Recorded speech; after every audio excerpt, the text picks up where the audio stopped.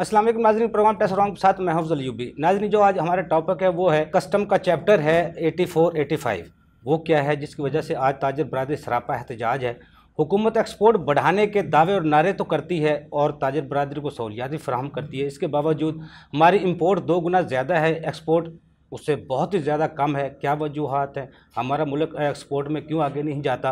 जो ताजरों के लिए रिलीफ हुकूमत देती है, सब्सिडीज़ देती है, क्यों ताजर बरादरी अपने एक्सपोर्ट को नहीं बढ़ा सकती? इस पर आज हम गुफ्तगू करेंगे। आशिक अली राना साहब, 84-85 पर आज गुफ्तगू हो रही है। पहले जब पाकिस्तान तहरीक इंसाफ की हुकूमत गई, 22,000 वो कह रहे थे हमारे पास ज़र मुबादला था मौजूद, अब वो 7-8 रह गया। इम्पोर्ट हुकूमत ने रोकी हुई है, असाइनमेंट रोकी हुई हैं। ऐसी सूरत में ताजर बरादरी तो सरापा एहतजाज है, उसका इंडस्ट्री बंद हो रही है।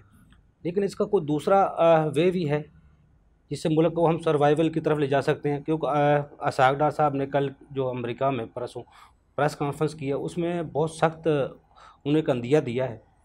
अभी तो सब्सिडीज़ भी ख़त्म करनी पड़ेंगी और कुछ शराइत पे भी अमल करना पड़ेगा।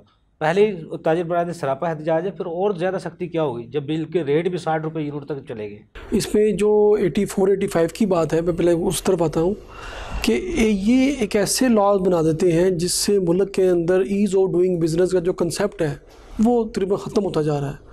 जिस मुल्क के अंदर फ्रेंडली पॉलिसीज़ नहीं होंगी, चाहे वो कस्टम्स रिलेटेड है, टैक्स रिलेटेड है, या वो ईज़ ऑफ डूइंग बिज़नेस की पॉलिसी नहीं होगी, वहाँ इंडस्ट्री कामयाब नहीं हो सकती। हमारा जो मुल्क है वो है इम्पोर्ट बेस। हमारे पास जैसे शेख साहब ने फरमाया है कि 70 साल में इंडस्ट्री नहीं लग सकी, तो एकदम कहाँ से इंडस्ट्री लग जाएगी? मैन्युफैक्चरिंग का यहाँ पे यूनिट बन जाएंगे, यहाँ पे सारी मैन्युफैक्चरिंग होगी, हमें बाहर से इंपोर्ट करने की ज़रूरत नहीं पड़ेगी। हम करते ही इंपोर्ट हैं। हमारी जैसे सोलर प्लांट है या मशीनरी के टूल्स हैं, बैरिंग्स हैं, जब तक वो मुल्क के अंदर इंपोर्ट नहीं होगी तो हमारी मशीनरी कैसे चलेगी? हमारी अनएम्प्लॉयमेंट बढ़ती जा रही है। जब तक हमारी मशीनरी नहीं चलेगी, हमारी फैक्ट्रियाँ नहीं चलेंगी, तब तक हम लोगों को जॉब्स नहीं दे सकते। बेरोज़गारी बहुत ज़्यादा बढ़ती जा रही है। ऊपर से एनर्जी क्राइसिस बहुत है। जैसे वज़ीर आज़म साहब ने फरमाया कि इस दफ़ा हमने गैस परचेज़ नहीं की, अब अपना इंतज़ाम कर लिया। इसी तरह हमारा शॉर्टफॉल हो रहा है बिजली में भी।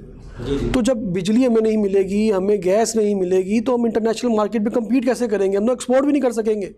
अब हमें कह रहे हैं जी एक्सपोर्ट करें, तो एक्सपोर्ट तब भी होता है जब मुल्क के अंदर आपको एनर्जी जो है वो बड़ी कम प्राइस में मिल रही हो। आलमी मार्केट के रेट के मुताबिक जब आप पहुंचते हैं तो आपकी जो प्रोडक्ट है वो उतनी उस लेवल पे हो ना, उसके कास्ट भी उतनी, देखिए फ़ायदा हो सके। आलमी मार्केट वो जाएगा जो उसका मुकाबला कर सकेगा। हमसाया मुबारक हमारे बांग्लादेश है, ये इंडिया है, अगर वो हमसे कम प्राइस में चीज़ मार्केट में बेचेंगे, एक्सपोर्ट करेंगे, तो हमसे किसने खरीदनी है? हमसे किसने खरीदनी? तो हम समझते हैं कि हमारे अंदर फ्लक्चुएशन है, जो करेंसी की लिक्विडेशन है, बहुत शॉर्टफॉल है, हमें इंपोर्ट कम करनी चाहिए। लेकिन अभी एकदम की चीज़ें नहीं होती, और ये उनकी मेहरबानी कि इसाक डार साहब ने 50,000 कर दिया है। लेकिन ये वो कंसेप्ट है जिससे हमारी इंपोर्ट रुकनी नहीं चाहिए। आशिक साहब, एक रिपोर्ट के मुताबिक तो बताया गया था 57 बिलियन डॉलर जो इंपोर्ट पे माफिया कमाता है, वो भी तो हुकूमत का नुकसान है। ये जिनको रिलीफ दिया हुआ है, जिनको सिर्फ इंपोर्ट के ज़रिए, उनको कुछ नहीं करते, सिर्फ इंपोर्ट से वो अपना मुनाफा कमाते हैं डॉलर की सूरत में। हुकूमत को 2 रास्ते हैं, या तो इंडस्ट्री को रिलीफ देना है, डॉलर वसूल करना है इंपोर्ट के ज़रिए, फिर तो इंडस्ट्री को भरपूर तरीके से आगे ले जाएं। अगर नहीं तो दूसरा रास्ता है ओवरसीज़ को सहूलियात फराहम करें, उनको जो मसाइल हैं उनको हल करें। तीसरा वे स्टेक होल्डर के, जो आप IMF के या दूसरों के पाँव में बैठते हैं जाके, उनकी मन शरात मानते हैं, तो फिर वो ताजर बरादरी के पाँव में बैठ जाएं। जो उनका पार्टनर भी है हुकूमत का, इनकम टैक्स ऑर्डिनेंस 2001 के तहत, और उसके साथ चलने वाला भी। अब आपने बात खुद कर दी, जैसे हमारे ओवरसीज़ पाकिस्तानीज़ हैं, अगर हम उनको इनवाइट करें कि मुल्क के अंदर आके इन्वेस्टमेंट करें, और हमारी जो मौजूदा इन्वेस्टर है जो इंडस्ट्री चला रहा है वही रो रहा है, तो वो ओवरसीज़ क्यों आएगा? तो ये है, इसे कहते हैं ईज़ ऑफ डूइंग बिजनेस। जो वर्ल्ड बैंक के साथ हमारा MOU है कि हम अपने मुल्क के अंदर ईज़ ऑफ डूइंग बिजनेस का कंसेप्ट देंगे ताकि लोग फ्रेंडली पॉलिसीज़ के अंदर आएँ, टैक्स नेट में आएँ और अपने मुल्क के अंदर काम करें। हमारे एक्सपोर्टर्स के फंड अभी तक रुके हुए हैं, उनको रिफंड नहीं मिलता, रिबेट उनको मिलता नहीं है। तो हम एक्सपोर्ट कैसे जो मोटिवेट करेंगे एक्सपोर्टर्स को? तो उनको मोटिवेशनल बनाने के लिए हमें चाहिए कि हमारे मुल्क के अंदर ऐसी पॉलिसीज़ बनाएं ताकि हम उनको ऐसी प्राइस दें। देखिए हम एनर्जी महंगी दे रहे हैं, अनसर्टेनिटी मुल्क के अंदर फैली हुई है। आज रेट कुछ है यूनिट का, कल कुछ और हो जाता है, तो हम कैसे अपनी प्रोडक्ट की कॉस्ट निकालेंगे? आशिक साहब, एग्रीकल्चर की जब बात करते हैं तो एग्रीकल्चर के किसान इस्लामाबाद में कितने धरना दिए बैठे रहे। अगर हम इंडस्ट्री की बात करते हैं, जिस तरह आज 84, 85 पे पूरी ताजिर बरादरी मशीनरी जिनकी इंडस्ट्री है वो सरापा एहतजाज है, फिर हुकूमत कौन सा काम कर रही है, उसकी क्या पॉलिसी है? सर, हुकूमत की पॉलिसीज ये है कि इन्होंने जो भी सर्कुलर नंबर 9 और 11 दिया है कि फॉरेन एक्सचेंज ऑपरेशन डिपार्टमेंट बना दिया है कि उससे परमिशन लेनी है पहले आपने इंपोर्ट करने से पहले। अब स्टेट बैंक को चाहिए कि हमारी हुकूमत को चाहिए कि स्टेट बैंक को ये इसी पॉलिसी बनाने से रोके कि ऐसी कोई, देखो फ्रीडम ऑफ ट्रेड क्या है, हमारे आइन में लिखा हुआ है कि फ्रीडम ऑफ ट्रेड हो, यानी कि हर कारोबार करने के लिए उसको आज़ादी हो कि वो अपना कारोबार बआसानी तरीके से आज़ाद फहम में माहौल में करे। ये नहीं है कि आप एक मोटर पे पाबंदी लगा दें, अब मुल्क का माल शिपमेंट आया, अब उसको डिटेंशन चार्जेस भी पड़ रहे हैं, 80 to 150 पर डॉलर डे पड़ रहे हैं, इवन छुट्टी के दिन भी पैसे उनको डिटेंशन चार्जेस पड़ रहे हैं। वो पैसे कहाँ जा रहे हैं? बाहर के मुल्कों में जा रहे हैं। इस तरह की जब आप लॉज बना देंगे तो कौन बंदा यहाँ काम करेगा? इंडस्ट्री लोग पैकअप करके बाहर के मुल्कों में ले जाएंगे, इन्वेस्टमेंट करेंगे। जब इनकम टैक्स गोशवारों की हम बात करते हैं, 32 लाख पिछले साल हुए टैक्स गोशवारों की तादाद, इस साल 22% भी अभी तक जमा नहीं हुए। चलो 32 लाख अब लगा लें, उसमें 95% वो है टैक्स पेयर जो पूरा टैक्स अदाफ का 5% देते हैं, और जो पीछे 5% बच जाते हैं टैक्स गोशवारे, वो 95% टैक्स अदाफ का देते हैं। तो फिर इतनी सारी मार धाड़, सारी इतनी इख्तियारात, इतनी शराइत, इतनी कदगन, कभी इंपोर्ट रोक दी, कभी एक्सपोर्ट रोक दिया आपने, कभी कोई सर्कुलेशन जारी कर दिया, कभी मिनी बजट आ गया, कभी कोई लेट कर दिया, इस तरह का मामला। ये फिर सारे क्या ड्रामा है? क्यों हम चाहते नहीं हैं अब अपने मुल्क को चलाएं, हम चाहते नहीं अपनी टैक्स आमदन को बढ़ाएं। वज़ीर आज़म जब कप्तान साहब थे इमरान खान साहब, वो कहते थे हमारा 8000 के अखराजात हैं टोटल। इस दफ़ा तो हम 10,000 पे अपने हदफ रख लिया हमने। मान लिया 10,000 भी इकट्ठा कर लेते हैं, फिर जो हुकूमती अखराजात हैं, फ़ौज, ज़फ़र मौज, मशीरों की, वज़रा की जो लाइनें लगी हुई हैं, जो चाइना इतना बड़ा मुल्क है अरब की जिसकी आबादी है, उसमें इतनी वजारतें नहीं है जितनी पाकिस्तान में। कुछ सोलूशन है हजूर?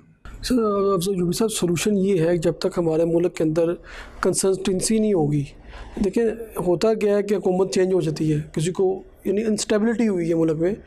जब मुल्क के अंदर ऐसी सूरत हाल होती है तो लोगों का एतमाद हुकूमतों में नहीं रहता। वो उस तरह जैसे वो चाहते हैं कि टैक्स जमा कराएं, टैक्स रिटर्न्स फाइल करें, तो वैसे वो नहीं कर पाते। जैसे अब ये 7E का इशू है, जैसे हसन अली कादरी साहब ने फरमाया कि ओपन प्लाट है, अब ओपन प्लाट पे मैंने किसी को रेंट पे भी नहीं दिया हुआ, उसको मेरे डीम्ड इनकम बना रहे हैं 1% कि उसका जो है ना 5% आपकी डीम्ड इनकम है, और डीम्ड इनकम में 20% टैक्स अदा करना है। अब जब ऐसी पॉलिसीज़ बन जाती है और वो रिट्रोस्पेक्टिव इफेक्ट है, यानी कि जो कानून बनते हैं वो होते हैं 2023 के लिए होना चाहिए था ना, उन्होंने 2022 में इम्प्लीमेंट कर दिया। यानी एक बंदे ने कोई प्लाट परचेज़ किया है तो उस पर अगर वो टैक्स लगा रहे हैं, तो इस तरह की जब पॉलिसीज़ बनती हैं तो लोग डिस्करेज हो जाते हैं। देखिए पिछली हुकूमत ने एक बड़ी अच्छी स्कीम बनाई थी, जो कंस्ट्रक्शन से रिलेटेड इंडस्ट्रीज़ थी। अब 70 इंडस्ट्रीज़ मुंसलिक हैं कंस्ट्रक्शन के साथ, जो सबका बेड़ा गर्क हो गया। सबका बेड़ा गर्क हो गया। यानी एक हुकूमत पॉलिसी बनाती है, अगली हुकूमत उसको ख़त्म कर देती है। तो ऐसी जब पॉलिसीज़ बनती हैं तो मैं समझता हूँ लोग टैक्स रिटर्न नहीं फाइल करते, रिटर्न टैक्स नहीं जमा कराते।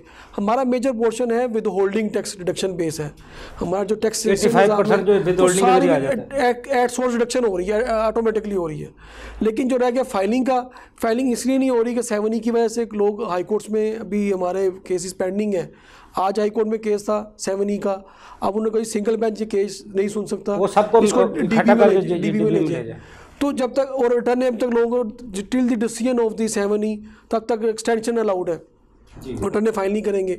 तो ऐसे केसेस के अंदर मैं समझता हूँ इसी ये वजह ये है कि डेट एक्सटेंड करनी पड़ी। मैं समझता हूँ कि डेट इनको फर्दर एक्सटेंड करनी पड़ेगी, ये 31 दिसंबर तक डेट जानी पड़ेगी, क्योंकि मुल्क के अंदर फ्लड की सिचुएशन है और दूसरा इंपोर्ट लोगों की रुकी हुई है। वैसे आपके रिटर्न ही सही नहीं है तो फिर वैसे कानून के मुताबिक जैसे आपके रिटर्न सही है, फिर 90 दिन बनते हैं कानून के मुताबिक। कल के दिन इन्होंने 7E का कॉलम डाला है कि 7E की जो एक कंप्यूटेशन चार्ट है जिसमें हमने फिगर्स पुट करनी है वो कल आ रही हैं।